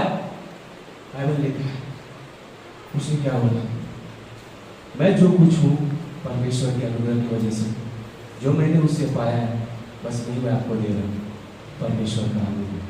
प्रभु ने बोला आपके साथ कुछ न करने के लिए, प्रभु ने बोला मैंने अनुग्रह इसको दे दिया। और आपको पता है क्या, वो जाड़िया जो सबसे खड़ूस आदमी था, उस पर तू जहाँ जाता है चल मुझे भी ले लीजिए, तेरा धर्म तो सच्चाई परमेश्वर। हम नहीं पता, लेकिन याद रखना परमेश्वर के अनुग्रह के पास जब आप जाते हो, वह एक ऐसा मिठास है जो खाने के बाद उसका स्वाद जो होता है मेरी कड़वाहट को दूर ही नहीं करता, बल्कि वो प्रभाव, वो स्वाद दूसरे के जीवन में ले जाता है। परमेश्वर का अपने अनुग्रह के सिंहासन के सामने बुलाने का मतलब सिर्फ आपके जीवन में काम करना नहीं है। परमेश्वर का अपने अनुग्रह के सिंहासन के पास बुलाने का मतलब है आपके जीवन के द्वारा किसी और के जीवन में काम करना। कल एक पास्टर जो अपने घर के बारे में टेस्टिमनी शेयर कर रहे थे कि किस तरह से उनका, जिस तरह से नए आए, वो किस तरह से साइकिल चला के बता रहे थे कि सामने देखो बच्ची बैठी होती है, दीदी देखो बच्ची को लेके बैठते थे और बस वो जा रहे थे सेवा के लिए। लेकिन वो सुबह इमेजिन कर रहा था कितना टफ वो समय होगा, कितना टफ वो समय होगा कि धूप में आप जा रहे हो, बच्चे बेबी बैठाए हो, आगे बेबी है, बीच में आप साइकिल ड्राइविंग कर रहे हो, अलग अलग गाँव में जाके सेवा कर रहे हो। लेकिन मैं वो बोल रहे थे ये सच में परमेश्वर के अनुग्रह से भरे। फर्क नहीं पड़ता क्या चीजें, फर्क नहीं पड़ता क्या, लेकिन सच में मैं निकला गॉड थैंक यू, आपने हमें थैंक यू सो मच, आपने हमें मौका दिया कि हम यहाँ पे आ सके, थैंक यू आपने जो भरोसा किया। लेकिन सच में अल्लाह प्रभु का धन्यवाद कि सच में हम यहाँ पर आ पाए और वो चीजें हम देख रहे हैं, उस अनुग्रह को हम अपनी आंखों से देख रहे हैं। आपको हमने सुना था पास्टर विराम, उनका कलीसिया, उनका फायरनेस, प्रभु उनका समर्पण, मैं सिर्फ सुना था, लेकिन जब मैं आया हम लोग बोले वाह हालेलुया, प्रभु तेरा धन्यवाद हो कि सच में जितना हमने सुना था उससे कहीं अधिक मैं यहाँ पे परमेश्वर के अनुग्रह को देख रहा हूँ। अब उस हमें क्या करना है, उसी अनुग्रह में, हम उसके लायक नहीं, हमें भी क्या करना है, उस परमेश्वर के अनुग्रह में बढ़ना है। हमें उस परमेश्वर के अनुग्रह के साथ डजंट मैटर जैसे मैं आपको बताया क्या हुआ कैसे हो, कोई फर्क नहीं पड़ता। लेस आप आओ, लेस चलो आज हम कलीसिया में जाएंगे, लेस हम बाइबल पढ़ेंगे, लेस हम प्रार्थना करेंगे, चलो हम संगति करेंगे। ओके, अब मैं 1 क्लास करता था, मैंने ग्रेस पाया है, मैं 2 क्लास करूंगा। मैं पहले आधा घंटा प्रार्थना 10 मिनट प्रार्थना करता था, मैं अब मुझे अनुग्रह हुआ है, अब मैं आधा घंटा पौना घंटा प्रार्थना करूंगा। मैं पहले 1 चैप्टर बाइबल पढ़ता था, अब मुझे अनुग्रह हुआ है, मैं 2 चैप्टर बाइबल पढ़ूंगा। मैं पहले 1 दिन सुसमाचार देता था, अब मैं 2 दिन सुसमाचार। व्हाई, क्यों? परमेश्वर के अनुग्रह मेरे जीवन में। और याद रखना परमेश्वर का अनुग्रह हमारे जीवन में पता है इस रीति पे इस्तेमाल किया कि परमेश्वर ने हमें वो कृपा किया है, परमेश्वर ने हमें वो दिया है, इसलिए हमें क्या करना है, उसको स्वीकार करना है। डजंट मैटर हम कैसे हैं, हमारी लाइफ कैसा है, हमारे साथ लोगों ने क्या किया, किसी ने क्या किया, कोई फर्क नहीं पड़ता। सोचो प्रभु यीशु मसीह के बारे में, लोगों ने उसके साथ क्या किया, उसको मारा पीटा, उसकी दाढ़ी तक को नोच दिया गया, उसके मुंह पे थूक दिया गया, लोग उसकी निंदा किया और क्या बोले, सच में तू परमेश्वर का पुत्र है, अपने आप को से नीचे उतारे तब उस पर विश्वास करेंगे। उसका मजाक उड़ाया जाता था, उसकी किल्ली उड़ाया जा रही थी, उसके कपड़े को फाड़ा जा रहा था, वहां उसको बांटा जा रहा था, उसके साथ साथ लोग उसकी निंदा कर रहे थे। लेकिन जब क्रूस पे था क्या बोला, हे पिता इन्हें क्षमा कर, क्योंकि ये नहीं जानते कि क्या कर रहे हैं। वो जानता था आज से 2000 साल पहले ये लोग मुझे स्वीकार नहीं कर रहे, पर आज से 2022 साल बाद लखनऊ शहर में मेरा एक सेवक होगा, मेरा एक दास होगा जो उस स्थान में जाएगा, वहां पे मेरे वचन को प्रचार करेगा, उन लोगों के पास जाएगा और वो मेरे अनुग्रह को समझेगा और सिर्फ समझेगा नहीं, वो अनुग्रह के वचन को लेके जाएगा और उसके द्वारा वहां पे लोग विश्वास में आएंगे। और हम सब उसके फ्रूट है मेरे भाई बहनों। आप सब अनुग्रह के फ्रूट से मेरे भाई बहनों। आप सब परमेश्वर के द्वारा अनुग्रह यहाँ पर हम बैठाए गए, वो उसका अनुग्रह था। और वो पता है इसलिए बड़े आनंदित के साथ किसी लेखक ने कहा वो आनंदित क्रूस पर निराश इसलिए नहीं था कि उसको कष्ट दिया जा रहा था, उसके साथ साथ निराशा में आनंदित था क्योंकि वो हमें और आपको देख रहा था। हालेलुया, हमें और आपको देख रहा था। आपका यशायाह का किताब उसका 49 अध्याय वचन 15 और 16 में लिखा हुआ है, देख मैंने तेरे चित्र को अपने हथेली में गोद के रखा है। एक दूसरे अपनी मां तुझे छोड़ सकती है, तुझे त्याग सकती है, लेकिन मैं तुझे कभी छोड़ूंगा न कभी मैं तेरा त्याग करूंगा। यह परमेश्वर का अनुग्रह है। हम पापी थे, उसने उद्धार किया, हम अनुग्रह थे, हम उसका अनुग्रह हुआ। हम संसार की संतान थे, अब परमेश्वर की संतान हो गए, यह उसका अनुग्रह था। हम भटके हुए थे भेड़ के समान, हम उसके पास आ गए, यह उसका अनुग्रह था। हमारे जीवन की पहचान एक गलत संसार की तरह से थी, हम परमेश्वर के पास आए, हमारी पहचान, हमारी आइडेंटिटी, वो सारी चीजें बदल गई क्योंकि यह परमेश्वर का अनुग्रह था। हम क्या थे क्या नहीं थे, कहाँ हमारा घर था, वो भी कोई फर्क नहीं पड़ता, लेकिन परमेश्वर के आने के बाद, विश्वास करने के बाद उसका अनुग्रह हुआ। ये यूहन्ना किताब 14 अध्याय वचन 1 और 2 के अनुसार अब हमारा स्वर्गीय घर हो गया। इस दुनिया में आपको हम परदेशी हैं, लेकिन साथ साथ उसके अनुग्रह के द्वारा हम स्वर्ग के नागरिक हैं। और ये उसका अनुग्रह है, इसलिए हमें उसके अनुग्रह के सिंहासन के पास ये आपके साथ जाना। फर्क नहीं पड़ता कितनी समस्या, कितनी तकलीफें आपके साथ है, आप क्या थे क्या नहीं थे, उसे कोई फर्क नहीं पड़ता। फर्क पड़ता है कि आज आप क्या हो, और आज हम जो भी हैं उसके अनुग्रह की वजह से। इसलिए हमें उसके अनुग्रह के सिंहासन के पास ये आपके साथ जाना है। याद रखना, कभी भी आपकी गलतियों को अगर आप उसके पास जा रहे हो ना, जब उड़ाऊ पुत्र लूका की किताब 15 अध्याय में उसके पास आया, उसने एक बार भी नहीं पूछा तूने क्या किया था। उसने कहा मेरा पुत्र वापस आ गया, मेरा बेटा वापस आ गया। जब आप प्रभु के पास आते हो, प्रभु आपके पिछले जीवन पर कभी नहीं पूछता। लेस हमें आना है, हमें बढ़ना है और उसके अनुग्रह में आगे चलना है। लाइक लास्ट में जैसे कहानी बताना चाहता हूँ, आपने शायद कई बार सुना होगा, एक परमेश्वर का दास था जिसका नाम था जॉन न्यूटन, और वह 1718 शताब्दी में उसके माँ बाप, एक उसका पिताजी एक नेवी था, वो जहाज चलाने का काम करता था, उसके साथ वो भी था, लेकिन एक समय आया कि उनको गुलाम बना दिया गया। और उसको गुलाम बना कर फिर से शहर में लेके चला गया, उसको बहुत सारा तकलीफ किया, टॉर्चर किया गया, बहुत सारा उसको मारा गया, और वहाँ पे जाकर वो नाव चलाने का काम करने लगा। एक वहाँ से क्या हुआ, किसी ने एक औरत ने उसको खरीदा, अफ्रीकन औरत ने उसको ले जाकर अपने घर पे काम कराती थी उसको, क्योंकि वह अफ्रीकन औरत थी तो काली थी, तो वहाँ पे काले गोरे का बहुत फर्क था, इसलिए वह क्योंकि गोरा था तो उसको पता है बहुत ही बुरी ट्रीट करती थी, उसको मारती थी, यहाँ तक कि उसको पूरा लाफा मारती थी, उसके घर से पोछा मरवाना, घर का काम करवाना, बहुत दुर्दशा थी उसको, और इतना तकलीफ में तकलीफ उस बेचारे को सह रहा था। अपने जीवन में निराश हो गया, हताश, टूट गया एकदम, बोला मेरे जीवन में क्या हो रहा है, ये क्यों हो रहा है मेरे साथ, क्या हो रहा है मेरे साथ, पूरा टूट के निराश हो गया। लेकिन एक समय जैसे था उसको वहां से निकल के भागने का मौका मिला, और उस औरत को छोड़ा वहां से और भागा, और जाके किस स्थान पे गया, और उसने परमेश्वर बोला प्रभु मैं हार चुका हूँ, मैं टूट चुका हूँ, मेरे पास मैं एकदम निराश हो चुका हूँ, लेकिन प्लीज आप मेरी मदद करो। और आपको पता है परमेश्वर ने उसकी प्रार्थना को सुना, प्रभु ने उसका उद्धार किया, उसके जीवन को बदला, और आपको पता है उसने अपना पूरा जीवन प्रभु के सामने समर्पण कर दिया। और उसने आपको उसके बाद इतना नहीं, उसने बहुत ही अच्छा उसके बाद एक गाना लिखा जिसका नाम था Amazing Grace, how sweet the sound that saved the riches like me, I once was lost but now I am found, was behind but now I see। परमेश्वर का एक समय ऐसा था कि अविश्वसनीय मनोहरता के लिए धन्यवाद हो, उसकी आवाज जो कितनी मीठी है, जो इस दुष्ट को बचाया। लाइक मैं कितना खराब था, मेरा जीवन कितना गलत था कि मैं उसको इतना तकलीफ में मुझे था, लेकिन फिर उसने मुझे अपना अनुग्रह किया, और उसने मुझे क्या किया, बचाया। मैं एक अंधा था, और उसके अनुग्रह से मैं आज क्या किया, देख पाया हूँ। यह उसकी दो गुनी कृपा हुई जो मेरे जीवन में क्या किया आया, और यह उसका अनुग्रह था जो मेरे जीवन में दिया गया। उसका वह अनुग्रह कितना कीमती दिखाई दिया, जिस घंटे जिस समय मैंने उस पर विश्वास किया, यहोवा ने मुझसे भलाई का वचन दिया, उसका वचन मेरी आशा सुरक्षित करता रहा। वह मेरी ढाल और भाग होगा जब तक वह जीवित रहेगा।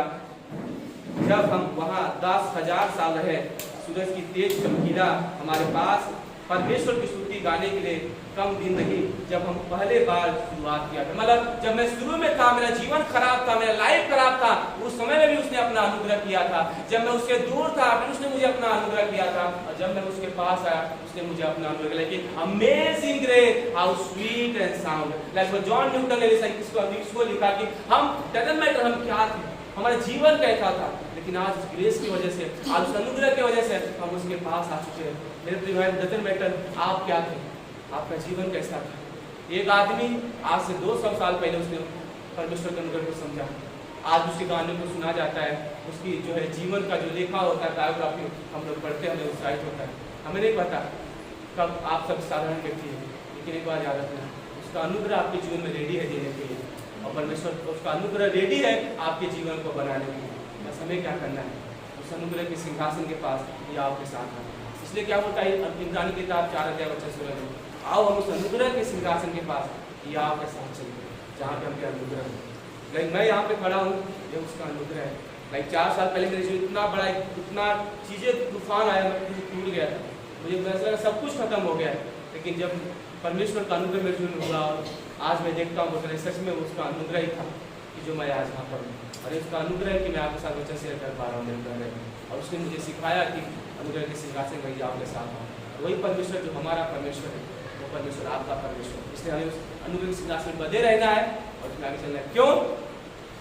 अनुग्रह के द्वारा हमारा उद्धार होता है, अनुग्रह के द्वारा हम इसमें चलते हैं, अनुग्रह के द्वारा हम जैसे हैं वैसे हैं, और उस अनुग्रह हमारे लिए काफी है। क्यों?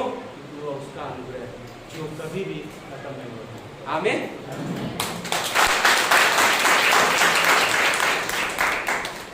प्रार्थना करते हैं, क्योंकि आइए अपनी आंखें बंद करते हैं, सर को झुकाते हैं और प्रार्थना करते हैं। परमेश्वर धन्यवाद हो आपका, हम जो कुछ है जैसे भी है आपके अनुग्रह की वजह से। ये हमारी काबिलियत तो इसमें हुआ था, लेकिन आपने निर्णय ले लिया कि मैं अपना अनुग्रह कर दूंगा। धन्यवाद कि हम बचाए गए थे, धन्यवाद कि हमारा उद्धार हुआ, वो आपके वजह से बनेगा परमेश्वर।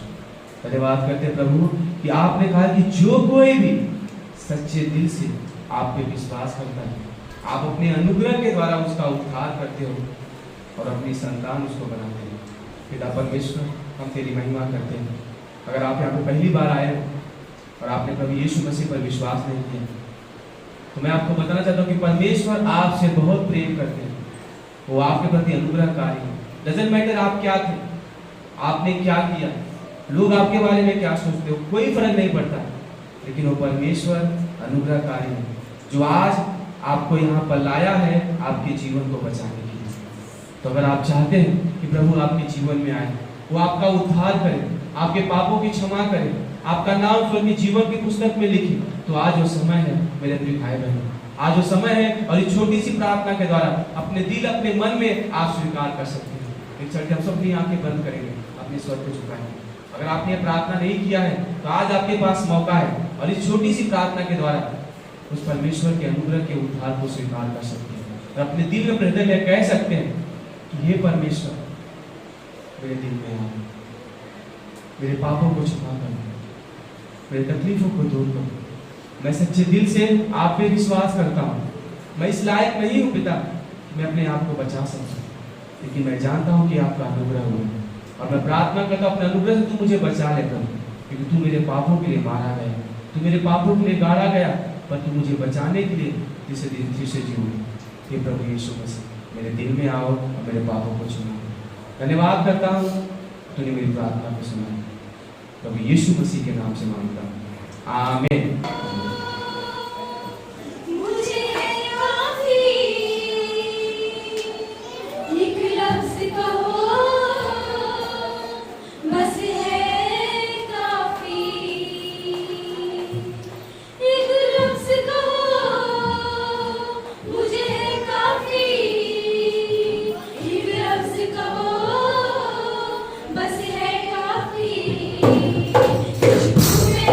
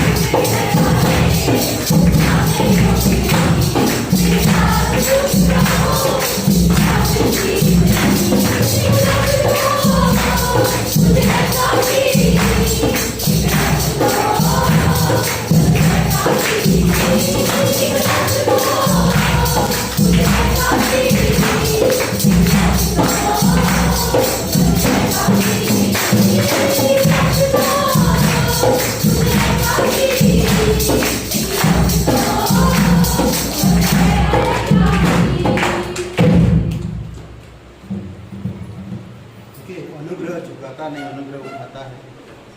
अनुग्रह भी तोड़ता नहीं, अनुग्रह जोड़ता है, हमेशा याद रखो।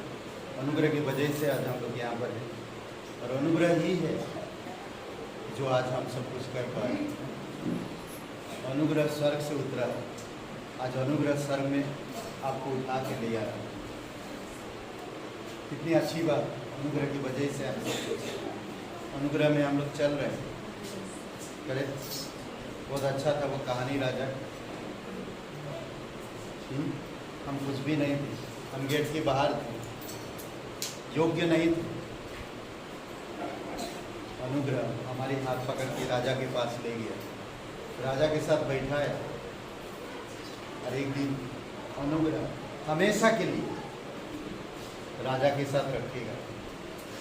आइए प्रार्थना करते हैं। पवित्र परमेश्वर पिता, हम धन्यवाद देते हैं, प्रत्येक भाई बहनों को अभिषेक करो, तेरी अनुग्रह को समझने में वो समझ दो पिता जो स्वर्ग से उतर कर आया।